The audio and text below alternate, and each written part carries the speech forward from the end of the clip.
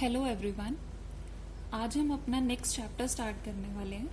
The name of the chapter is materials, purchase procedure, stores control and pricing of material issues. ये आपका chapter number 3 है as per your book, और syllabus के according भी इसका order third chapter ही आता है। अब इस चैप्टर में आपको बहुत से ऐसे टर्म्स मिलेंगे जो theory wise they are truly very important, और इस चैप्टर में एक 15 मार्कर का प्रैक्टिकल क्वेश्चन भी बनता है। चैप्टर इजी है, आपने इसका कुछ ना कुछ पार्ट बेसिक कॉन्सेप्ट्स पहले भी किया हुआ है, तो इस चैप्टर को समझने में आपको ज्यादा टाइम नहीं लगेगा।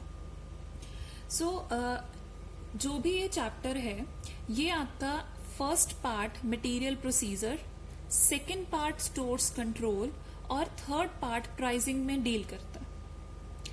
आपका जो परचेज प्रोसीजर है और स्टोर्स कंट्रोल है, उसके ऊपर कोई भी प्रैक्टिकल क्वेश्चन नहीं बनता है, और अगर बनता भी है तो it does not come into your exam. So ये दोनों पार्ट्स आप सिर्फ और सिर्फ थ्योरी व्यू पॉइंट से करोगे। बट जो हमारा थर्ड कंपोनेंट है मटेरियल चैप्टर का, वो है pricing of material issues. This part is very important from practical point of view, और इसका प्रैक्टिकल ही आता है, इसकी थ्योरी नहीं आती है। बट अगेन, जब भी प्रैक्टिकल करना हो, we are suppose to understand the basic theory of that concept, तो इसकी थोड़ी सी जो भी थ्योरी होगी वो मैं आपको साथ साथ बताती रहूंगी।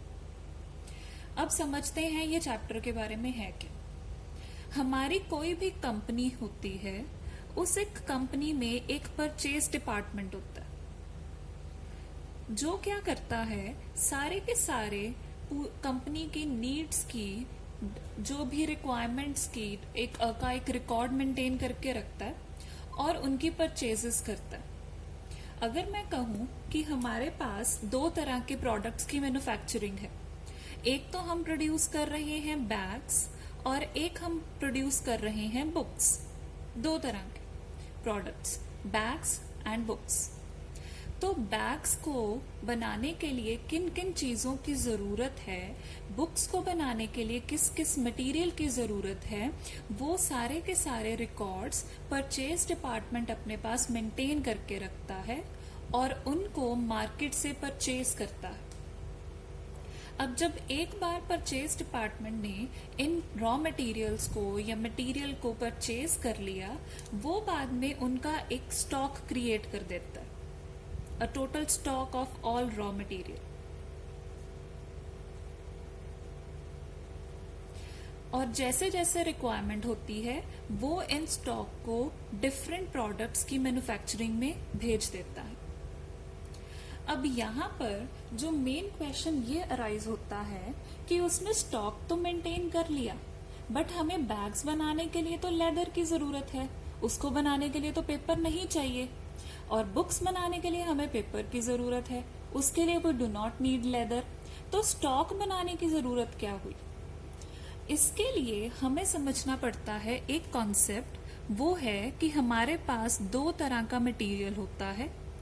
एक होता है आपका डायरेक्ट मटेरियल और एक होता है आपका इनडायरेक्ट मटेरियल।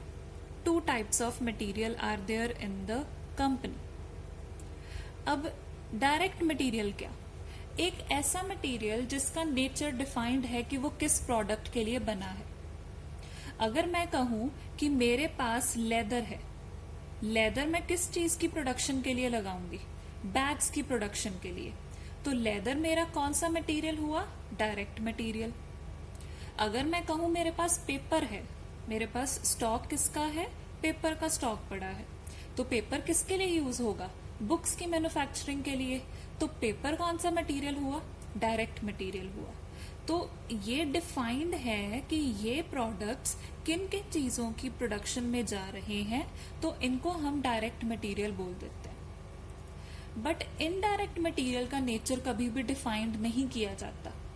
आप ये नहीं कह सकते कि वो किस मटेरियल के लिए बना है या किस प्रोडक्ट की प्रोडक्शन में यूज हुआ है।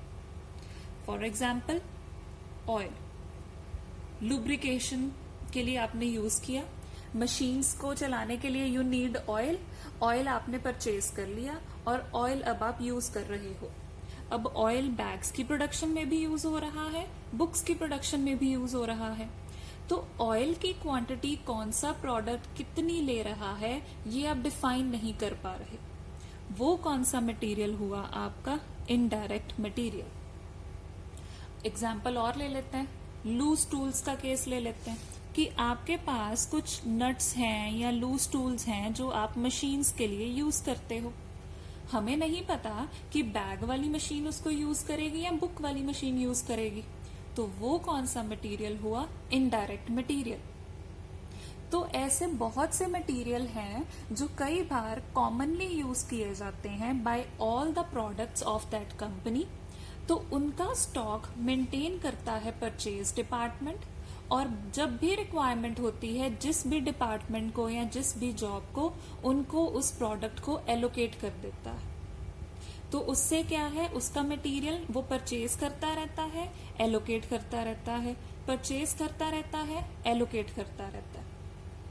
तो इस पूरे के पूरे प्रोसीजर को कि वो कैसे एलोकेट करता है, किस रेट पर एलोकेट करता है, उसको हम कहते हैं pricing of material issue. The price at which the purchase department or the material department issues the stock to different jobs is called pricing of material issues.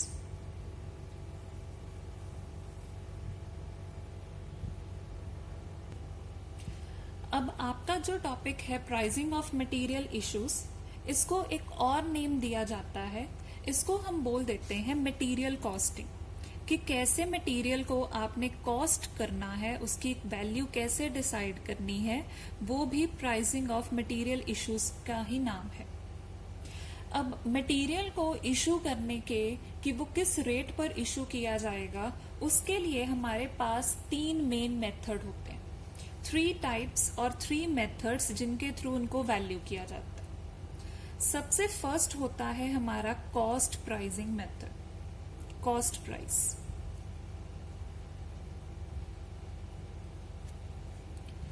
Then हमारा नेक्स्ट मेथड होता है market price method.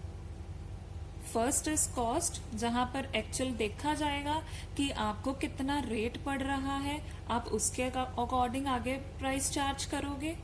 और एक होता है market price, market के according देखा जाएगा।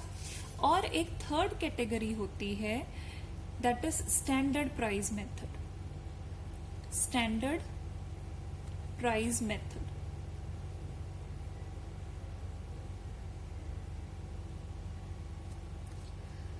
अब आपके ये जो 3 मेथड्स हैं, इनमें से second method and third method वो प्रैक्टिकल व्यू पॉइंट से इंपॉर्टेंट नहीं है। प्रैक्टिकल आएगा तो आपको कॉस्ट प्राइस मेथड में से ही आएगा, और किसी मेथड का आपको प्रैक्टिकल नहीं बनता है। अब आपके जो कॉस्ट प्राइस मेथड हैं, उसमें भी फर्दर कैटेगरीज हैं।